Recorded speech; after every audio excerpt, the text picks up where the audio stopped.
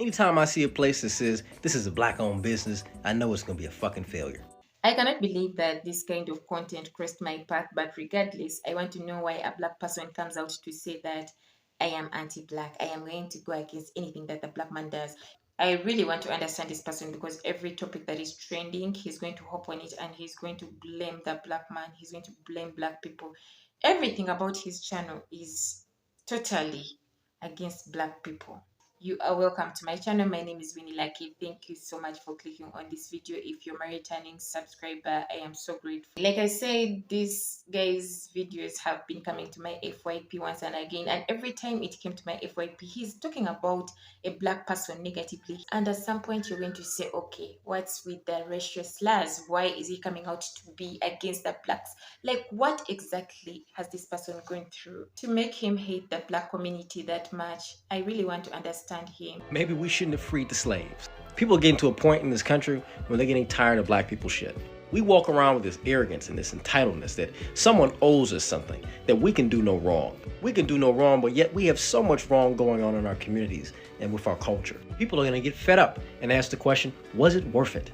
We've done everything that we can, economically, socially, to repair the history, the bad conditions that black people live in, and yet black people don't want to do anything for themselves. So then was it worth it? Doing all this fighting and all this strife, all this struggle, was it worth it? Maybe we shouldn't have freed the slaves. Just maybe. What would have happened? You don't want to imagine what would have happened or what would be happening up to now if the slaves were not freed. I don't want to even imagine it because even us that didn't experience this slave trade and all that, in school you'd still be forced to sing some songs like slaves, slaves, slaves in America, working day, day and night. That song was planted in our minds, and there's no way every time you hear the word slaves, that song doesn't come in your mind. If you're in Africa, I don't know, but if you're in Uganda, in our generation, when we were growing up, that song was so loud that you feared for the slaves. Now someone is saying maybe, just maybe, they shouldn't have freed the slaves. I don't even know if in his mind he doesn't know that he would have been among the slaves. I don't know if he considers the fact that there are privileges that he wouldn't have. If you go on TikTok, the name that he uses is Andre from Detroit. So he's from the state of Detroit. And definitely he made a video about that very state, how shitty it is to stay there. You guys won't kill me. Anyway, like I was saying, he goes by the name Andre Williams, but his username is Andre from Detroit, and he's an American nationalist critiquing black culture, former US Army airborne. So he's out there to critique the black community because that is his niche. There's no way you're going to force him to change his niche. So when you go down, when you check everything about his videos, he's actually critiquing the black community.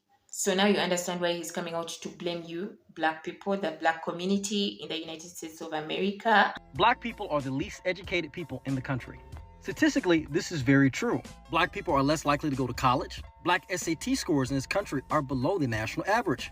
Black households achieve academically less than white households and other minorities. The reason for why this is because in the black community, we don't put value on education. We put value into fun and having a bunch of bullshit and to spend our money, not of things that are serious and require a lot of hard work and dedication. We spend more time telling black kids they can be rappers and football players than to be doctors and lawyers. We don't put any value on education in the community at all. We tell black men to get this money. We tell black women, find you a man with some money. We don't tell people to actually go out and invest in themselves, build talents and skills that they can utilize in order to get paid for. Black people are more focused on being entertainers, being class clowns, and being the next thinkers and innovators of tomorrow. Then we get mad when the schools don't want to let us in because academically, we just don't belong there. Black people, if we want better, we're going to have to do better and work hard for better. When you listen to his video without getting biased that I am a black man, so he doesn't have to speak badly about us, you're going to also see some kind of truth in his videos. You're going to sit down and say, okay, why is it that sometimes most of the black people want to victimize themselves? Some of these things happened in the past, but they still want to bring it to the future. They still want to show you that what you're saying is cultural appropriation. What you're doing is not right. So I am coming out to critique you and I'm telling you that let's do better. Let's be better people. Just like our parents will come out to say that see yourself, see your life.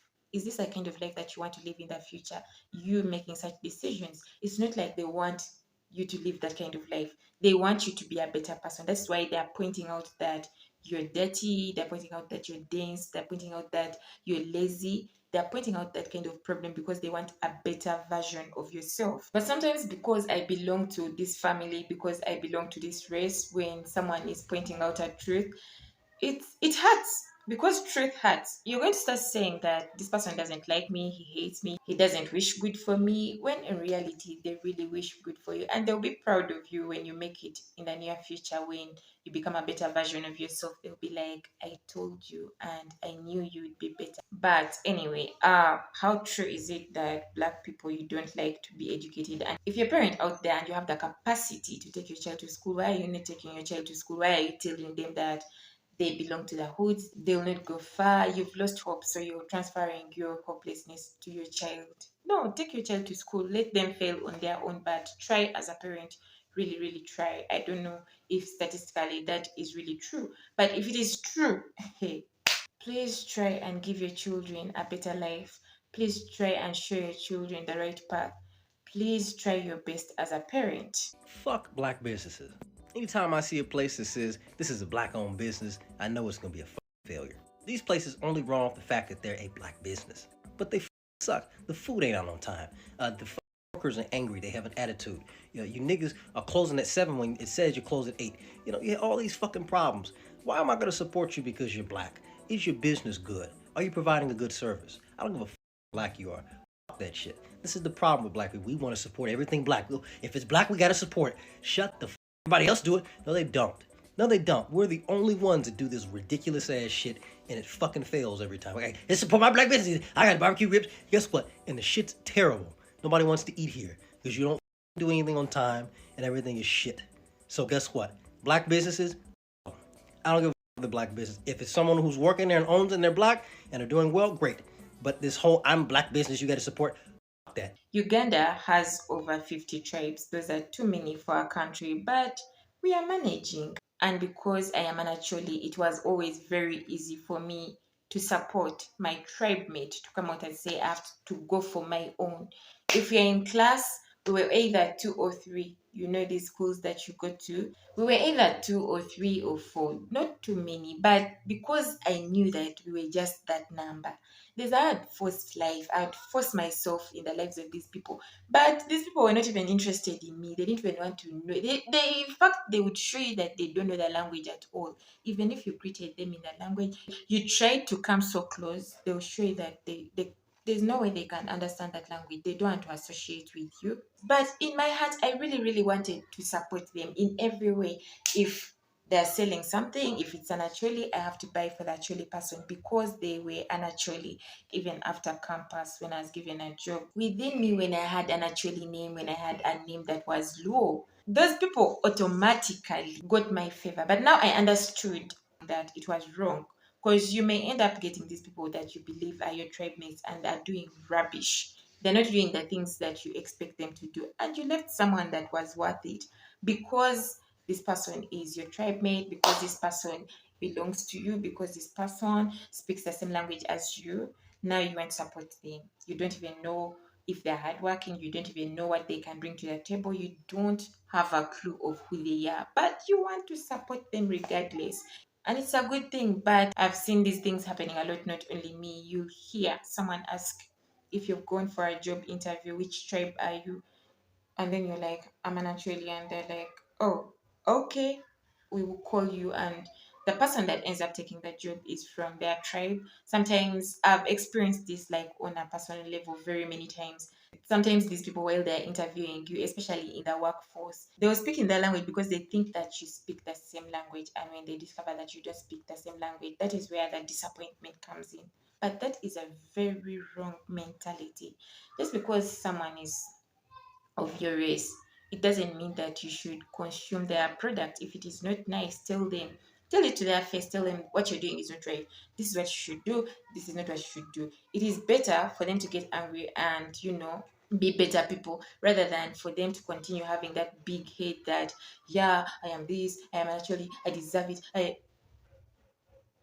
So if it is for victimizing only, very many people have experienced a lot of things.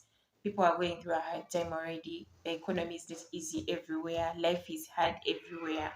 Just make life better for someone out there. If you have a restaurant, cook good food. If you have a salon, plait good hair. In summary, do everything that you're doing at your best and let it have quality and not quantity. Thank you for watching my video to the end. Until next time, see you. Bye bye.